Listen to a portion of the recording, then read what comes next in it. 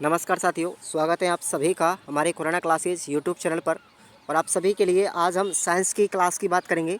और इस जो सीरीज़ है, इस सीरीज़ के अंदर आपके लिए यूनिट वाइज मैं सबसे पहले आपको ऑब्जेक्टिव टाइप के प्रश्न बताऊंगा। इस पूरी वीडियो में आपको केवल इस ऑब्जेक्टिव टाइप के क्वेश्चन मिलेंगे। इस सीरीज़ के आपको 3 पार्ट मिलेंगे, 3 वीडियोज़ आपके लिए आएंगे, जिसमें बहुविकल्पीय प्रश्न मिलेंगे ऑब्जेक्टिव टाइप के। दूसरे में मिलेंगे आपको लघुत्रात्मक प्रश्न, और तीसरे पार्ट में मिलेंगे आपके लिए लघुत्रात्मक प्रश्न और अति लघुत्रात्मक। ठीक है ना, तीनों का अलग अलग तरीके का वीडियो बनाया जाएगा।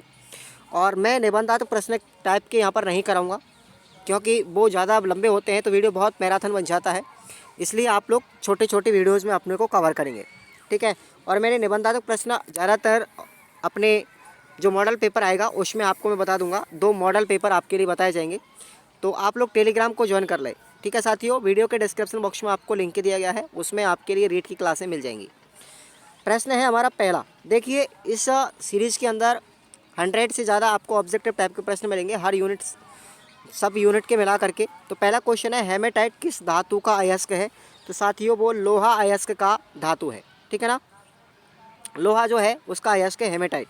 दूसरा है, दूरदर्शी का आविष्कार किसने किया था? तो गैलीलियो ने किया था। Option B is correct answer. अगला क्वेश्चन है, हमारी ज्ञान अनुभूतियों की अस्त व्यस्त विभिन्नता को तर्कपूर्ण एक रूप विचार प्रणाली बनाने के प्रयास को विज्ञान कहते हैं। विज्ञान की ये परिभाषा किसने दी साथियों? अल्बर्ट आइंस्टीन ने दी थी। किसने दी थी? आइंस्टीन ने दी थी। अगला क्वेश्चन है, जीवन से संबंधित किसी भी एक विशेष अंग का क्रमबद्ध तथा खोजपूर्ण विशिष्ट ज्ञान ही विज्ञान कहलाता है। तो ये परिभाषा किसकी है? डॉक्टर राधिका पाराशर की है। ठीक है भाई। अगला क्वेश्चन नंबर 5 देखिए, विज्ञान प्रविधि एवं विज्ञान रचना के प्रति विज्ञान की प्रमुख अवधारणा कौन सी है? बताइए।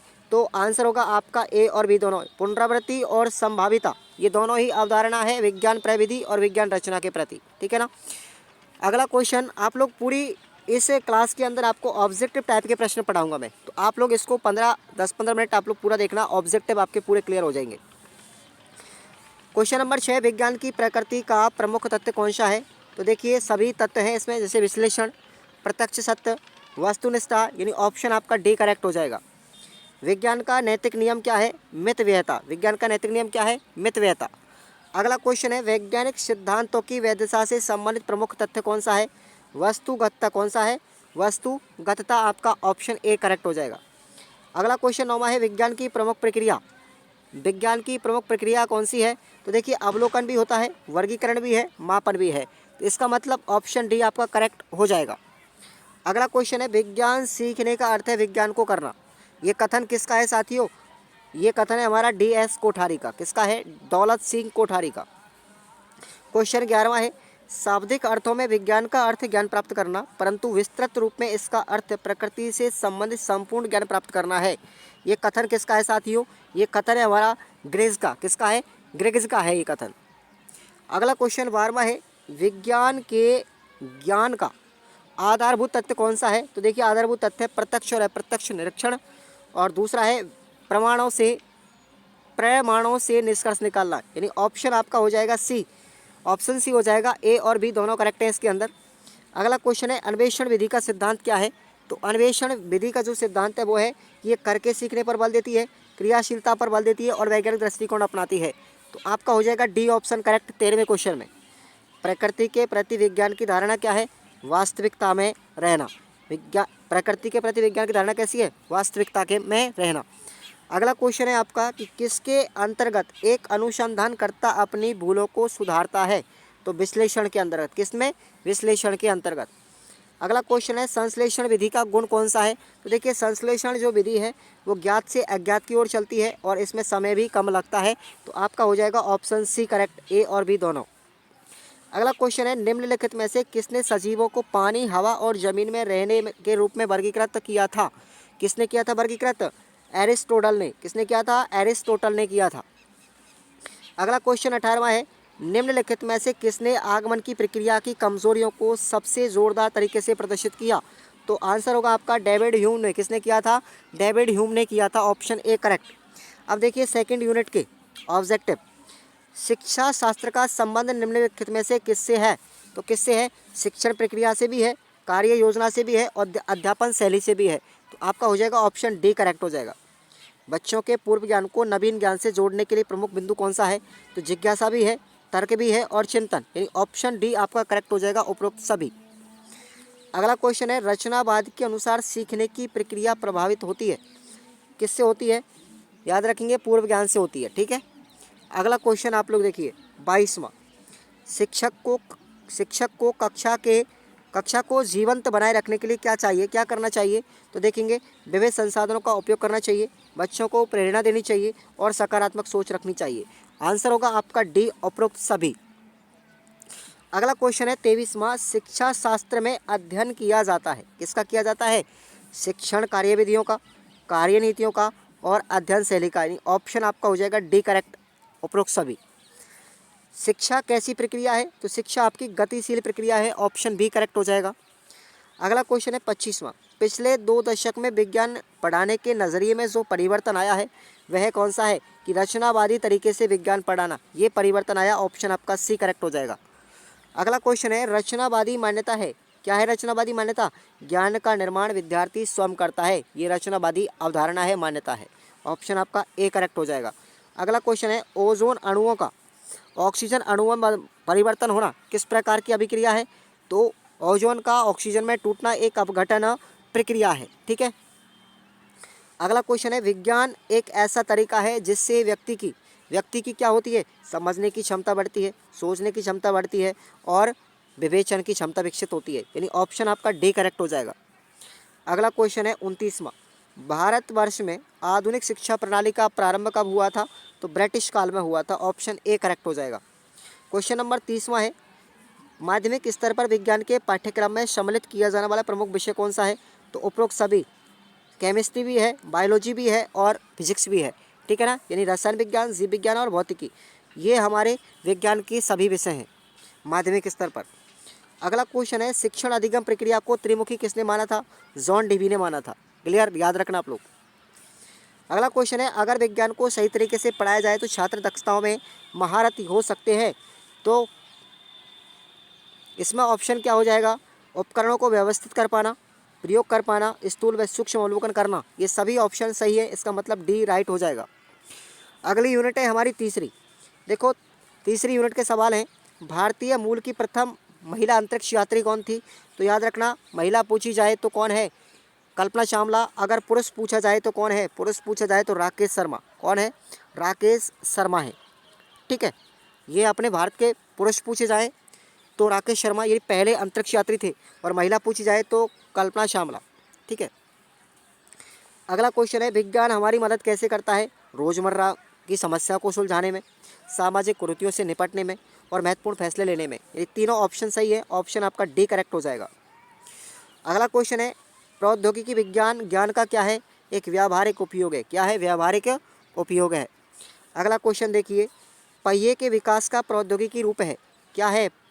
साइकिल में पहिया, बैलगाड़ी में पहिया, वायुयान में पहिया, ये सभी में तो पहिए का इस्तेमाल हो रहा है, यानी कि ऑप्शन आपका डी हो जाएगा। अगला क्वेश्चन है, पीतल एक मिश्र धातु है जो किस किस से बना होता है? जिंक प्लस टिन से बना होता है। तांबा और टिन से बना होता है। किससे? तांबा और जिंक से बना होता है, ऑप्शन आपका सी हो जाएगा, तांबा प्लस जिंक। तांबा प्लस जिंक, इन दोनों से मिलकर के क्या बनता है? पीतल बनता है, पीतल का मिश्र धातु।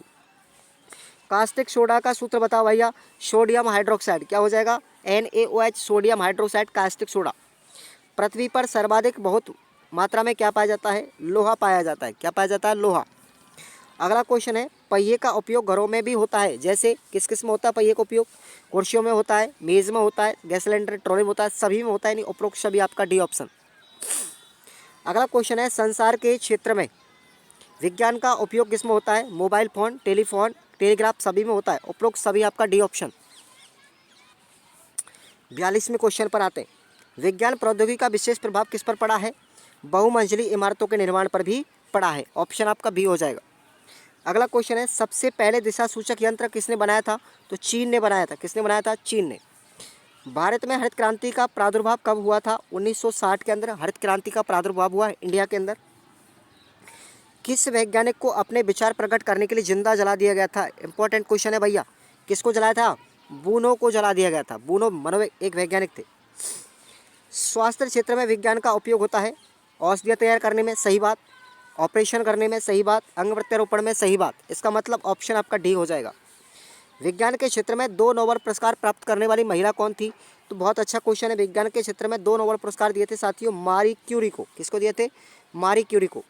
लड़की के जन्म के लिए जिम्मेदार कौन है? बताइए। एक्स और वाई का संयोग। देखो, अगर एक्स वाई गुणसूत्र है तो इसका मतलब लड़की होगी, ठीक है ना। लड़की के जन्म के लिए कौन जिम्मेदार है? पुरुष शुक्राणु के प्रकार, यानी एक्स और वाई का संयोग जब होता है तो देखो एक्स और वाई यहाँ पर 2 जब मिलते हैं तो याद रखना ये वाई गुणसूत्र पुरुष का है और एक्स गुणसूत्र किसका है? महिला का है। तो अब मैं आपको बता दूं पूरी तरीके से, अगर एक्स एक्स 2 गुणसूत्र मिलते हैं तो यहाँ पर लड़की होती है और एक्स वाई गुणसूत्र अगर मिलते हैं तो लड़का होता है। यानी कि कहने का मतलब है पुरुष के अंदर क्या मिलता है? एक्स वाई गुणसूत्र, और महिला के अंदर 2 एक्स एक्स मिलते हैं। क्लियर? अगला क्वेश्चन देखिए, स्वास्थ्य के क्षेत्र में विज्ञान के प्रभाव के कारण मानव जीवन में विशेष प्रभाव पड़ा है किस पर? व्यक्ति की औसत आयु में वृद्धि हुई है स्वास्थ्य की वजह से। अगला क्वेश्चन है, कृषि के क्षेत्रों में सुरक्षा की दृष्टि आवश्यक है। मौसम के अनुसार फसल बोने का समय, बिल्कुल राइट। मिट्टी को आकृति के आधार पर खाद डालना, बिल्कुल सही बात। और उर्वरक चयन करना, राइट। तो ऑप्शन आपका डी करेक्ट हो जाएगा। अगली यूनिट है नंबर 4, पाठ्यक्रम निर्माण के लिए सिद्धांत कौन सा सही है? तो देखो, विभिन्न विषयों में सहसंबंध, बिल्कुल राइट आंसर। अग्रदर्शी, राइट आंसर। अवकाश का सदुपयोग, राइट आंसर। इसका मतलब ऑप्शन आपका डी हो जाएगा 51वें नंबर क्वेश्चन में। अगला क्वेश्चन है संकल्पना मानचित्र है। संकल्पना मानचित्र क्या है? एक अवधारणा है, ठीक है। ह्यूरिस्टिक विधि के जन्मदाता कौन है? Professor Armstrong. याद रखना, ह्यूरिस्टिक विधि के जनक कौन है? जन्मदाता प्रोफेसर आर्मस्ट्रॉन्ग है। अगला क्वेश्चन देखिए, पाठ्यचर्या की समझ के लिए छात्र अध्यापक को अध्ययन करना चाहिए। किसका करना चाहिए? पाठ्यक्रम का और पाठ्यपुस्तक को, दोनों का करना चाहिए। ऑप्शन आपका सी राइट हो जाएगा। अगला क्वेश्चन है, पाठ्यचर्या की प्रमुख विशेषता, पाठ्यचर्या की प्रमुख विशेषता क्या है? व्यापकता होती है, सामाजिक आकांक्षाओं का समावेश होता है, राष्ट्रीय आकांक्षा का समावेश होता है। यानी तीनों ऑप्शन सही है। इसका मतलब डी कर लो राइट आंसर।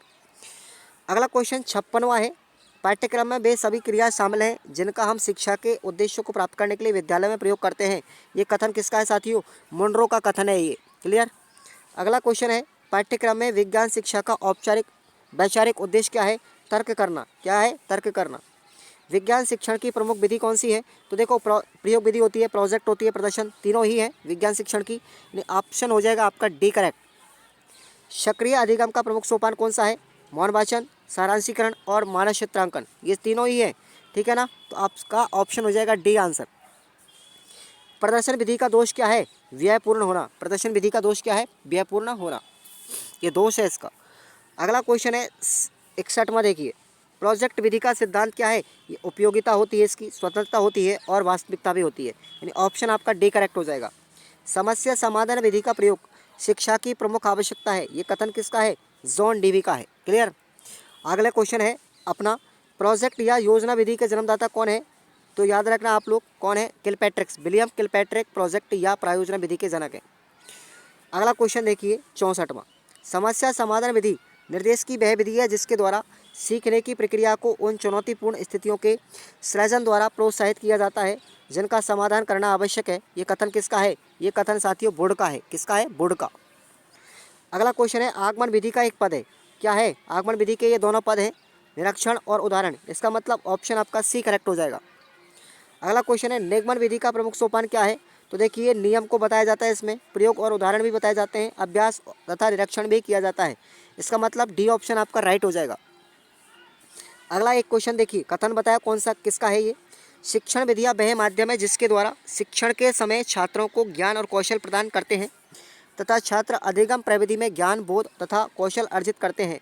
शिक्षण विधि की यह परिभाषा किसकी है? ये परिभाषा साथियों ज़ेरफ की है। क्लियर? स्पीड है मेरी, लेकिन थोड़ा सा आपको फास्ट रिवीजन करना होगा, समय हमारे पास कम है। ओके, अब देखिए अगला क्वेश्चन, सीखने की प्रक्रिया की मूलभूत मान्यता क्या है? तो सीखना अपनी प्रकृति में एक सक्रिय प्रयास है, राइट आंसर है इसका भी। अलग अलग व्यक्ति भिन्न भिन्न तरीके से सीखते हैं, ये भी सही है, यानी ऑप्शन आपका सी हो जाएगा। ए और बे दोनों राइट आंसर। अब देखिए यूनिट नंबर 5 पर हम आते हैं, ठीक है। शरीर के किसी अंग का पुनः बनना क्या कहलाता है? पुनरुद्भवन कहलाता है। क्या कहलाता है? देखो छिपकली की पूंछ को काट दो, पुनः आ जाएगी, इसका मतलब पुनरुद्भवन प्रक्रिया पाई जाती है उसके अंदर। अगला क्वेश्चन है झाड़ी का उदाहरण कौन सा है? इसमें गुलाब है। कौन सा है? गुलाब झाड़ी का उदाहरण। अगला क्वेश्चन देखिए, पौधे भोजन निर्माण में कौन सी गैस का उपयोग करते हैं तथा कौन सी गैस छोड़ते हैं? तो भोजन जब बनाते हैं साथियों तो उसमें CO2 गैस का उपयोग करते हैं, कार्बन डाइऑक्साइड का, और रिलीज कौन सी करते हैं? Oxygen gas. अब देखेंगे अगला क्वेश्चन, पुष्प का मादा जननांग कौन सा है? जायांग है। पुष्प का मादा जननांग कौन सा है? जायांग। जल में घुलनशील निम्नलिखित में से कौन सा पदार्थ है? तो देखो जल में घुलनशील नमक और चीनी होते हैं, ठीक है, दोनों। अगला क्वेश्चन है, नींबू के रस में लिटमस पत्र डालने से क्या परिवर्तन होता है? तो नीले लिटमस पत्र को लाल कर दिया जाता है नींबू के रस में डालने पर। लाइपेज एंजाइम किसका पाचन करता है? वसा का पाचन करता है। क्लियर। नेक्स्ट हमारा क्वेश्चन है 76। देखिए, स्कूल की घंटी बजना। स्कूल की घंटी बजना निम्न में से किस गति का उदाहरण है? तो ये हमारा आवर्त गति का उदाहरण है। लोहार जब लोहे को गर्म करते हैं तो वह लाल रंग का दिखाई देता है, पर ठंडा होने पर उसी रंग में लौट आता है। ये परिवर्तन क्या कहलाता है? ये हमारा भौतिक परिवर्तन है, यानी ऐसा परिवर्तन जिसमें उसके भौतिक गुणों में कोई परिवर्तन नहीं होता है और पुनः मूल उसी अवस्था में आ जाता है। भौतिक परिवर्तन कहलाता है। प्रकाश संश्लेषण में पौधे कौन सी गैस लेते हैं? तो याद रखेंगे आप लोग, CO2 गैस लेते हैं। घरों में फ्यूज तार परिपथ में क्या जोड़ा जाता है? घरों में जो फ्यूज तार होता है वो परिपथ में किस स्थान पर जोड़ते हैं? परिपथ से पहले जोड़ा जाता है ताकि वो शॉर्ट सर्किट हो जाए, ठीक है। अगला क्वेश्चन अपना 80 नंबर, कोशिका का पावर हाउस यानी शक्ति ग्रह कौन है? तो याद रखना आप लोग, माइटोकॉन्ड्रिया को कोशिका का शक्ति ग्रह यानी पावर हाउस कहते हैं। प्रकाश का माध्यम कैसा होता है? तो प्रकाश का माध्यम पारदर्शक होता है। प्रकाश हमेशा सीधी रेखा में गमन करता है। अगला क्वेश्चन, प्रकाश के सरल रेखीय गमन से संभव क्या है? तो देखेंगे, वस्तु की छाया बनती है, समरूप आकृतियां भी बनती हैं, चंद्र ग्रहण और सूर्य ग्रहण बनती है प्रकाश के सरल रेखा में गमन करने के कारण। तो आपका ऑप्शन हो जाएगा डी, करेक्ट कर दीजिए। अगला क्वेश्चन देखिए, बर्फ़ की कितनी अवस्था, कौन कौन सी अवस्था होती है? तो बर्फ़ देखिए, भाप में भी रह सकता है, द्रव में भी रह सकता है, गैस, ठोस, द्रव और गैस, तीनों अवस्थाओं में बर्फ़ पाई जाती है, ठीक है। तो आपका राइट आंसर डी हो जाएगा। अगला क्वेश्चन है, निम्नलिखित में से किस पदार्थ को पीट करके पतली चादर के रूप में बदल सकते हैं? तो याद रखना आप लोग, जिंक है। जिंक को जब पीटा जाता है तो इसमें आघात वर्धनता का गुण पाए जाने के कारण ये चादर में बदल जाता है। अगला क्वेश्चन है, नर युग्मक के केंद्रक का अंड कोशिका के केंद्रक में संयोजन को हम क्या कहते हैं? उसको बोलते हैं हम फर्टिलाइजेशन यानी निषेचन कहते हैं, ठीक है। अगला क्वेश्चन देखिए, चुंबक से मिश्रण के किस अवयव को पृथक किया जा सकता है? तो चुंबक के द्वारा हम लोहे के जो अवयव होते हैं उनको मिश्रण में से अलग कर सकते हैं। समुद्र के पानी में घुले हुए नमक को किस प्रकार से अलग किया जाता है? बाष्पीकरण विधि के द्वारा समुद्र के पानी में जो नमक मिला होता है उसको अलग किया जाता है। यह नमक बनाने की विधि है। अगला क्वेश्चन है, निम्नलिखित में से कौन सा कोशिकांग केवल पादप कोशिकाओं में मिलता है? तो वो मिलता है लवक। कौन सा मिलता है? लवक। केवल पादप कोशिका में मिलता है कोशिकांग। सौर ऊर्जा का आजकल किस ऊर्जा प्राप्ति में वैकल्पिक स्रोत के रूप में पता लगाया गया है? तो विद्युत ऊर्जा के रूप में, ठीक है ना। सौर ऊर्जा का पता विद्युत ऊर्जा में लगाया गया है, ठीक है ना। अगला क्वेश्चन है, हमारे घरों में विद्युत परिपथ पावर तार किस क्रम में जुड़े होते हैं? तो समांतर श्रेणी क्रम में जुड़े होते हैं। अगला क्वेश्चन देखिए, कैरम बोर्ड पर खेला जाने वाला कैरम का खेल प्रकाश के किस नियम से मिलता जुलता है? तो ये प्रकाश के अपवर्तन से प्रकाश के परावर्तन, राइट आंसर क्या होगा? प्रकाश का परावर्तन से के नियम का यहाँ पर पालन करेगा। अगला क्वेश्चन देखिए, समतल दर्पण से बनने वाला प्रतिबिंब कैसा बनता है? हमेशा आभासी बनेगा और वस्तु के बराबर बनता है समतल दर्पण से, ठीक है। अगला क्वेश्चन है, विद्युत मोटर में विद्युत ऊर्जा का परिवर्तित रूप है, क्या है? ये हमेशा यांत्रिक ऊर्जा जो होती है उसको विद्युत ऊर्जा में बदल देती है विद्युत मोटर, ठीक है। अगला क्वेश्चन, दो या दो से अधिक पदार्थों के मिलने पर क्या बनता है? मिश्रण बनता है। क्या बनता है? मिश्रण। अगला क्वेश्चन देखिए, किस पदार्थ में ऊर्ध्वपातन का गुण पाया जाता है? तो देखिए, नौशादर, कपूर, इन सभी में क्या मिलता है? ऊर्ध्वपातन का गुण मिलता है। इसका मतलब ये हमेशा ठोस से गैस और गैस से ठंडा करने पर द्रव में ठोस में बदल जाते हैं। देखो, ये इनमें कभी भी द्रव अवस्था नहीं पाई जाती। कपूर और नौशादर के अंदर ऊर्ध्वपातन गुण यही कहलाता है। अब देखिए यूनिट नंबर 6 के सवाल। 6 के ऑब्जेक्टिव हैं आदर्श प्रश्न पत्र निर्माण के कठिन स्तर के मापदंड क्या होते हैं। तो देखो सरल, औसत और कठिन। एक प्रश्न पत्र जब बनाया जाता है तो उसमें तीनों तरीके का स्तर मिलता है, सरल, कठिन और औसत भी मिलता है। ऑप्शन आपका डी करेक्ट हो जाएगा। शैक्षिक मूल्यांकन की विशेषता क्या है। तो देखो शैक्षिक मूल्यांकन रचीलापन भी पाया जाता है और सतत होता है। तो आपका ऑप्शन सी करेक्ट हो जाएगा, ए और बी दोनों। अगला क्वेश्चन देखिए 98 नंबर क्वेश्चन। परीक्षा में छात्र द्वारा दिए गए उत्तरों को विभिन्न परीक्षकों द्वारा जांचने पर प्राप्त अंकों में अगर कोई भी अंतर नहीं आए तो ऐसी परीक्षा क्या कहलाती है। विश्वसनीय परीक्षा कहलाती है। अगला क्वेश्चन देखिए मूल्यांकन से क्या अभिप्राय है। तो मूल्यांकन निरंतर चलने वाली प्रक्रिया है, राइट बात। पूर्व निर्धारित उद्देश्यों की प्राप्ति की सीमा का अभिज्ञान होता है, राइट बात। शैक्षिक सफलता और असफलता की जानकारी मिलती है, सही बात है। इसका मतलब आपका डी ऑप्शन करेक्ट हो जाएगा, ठीक है। अगला क्वेश्चन है मूल्यांकन का अर्थ क्या होता है।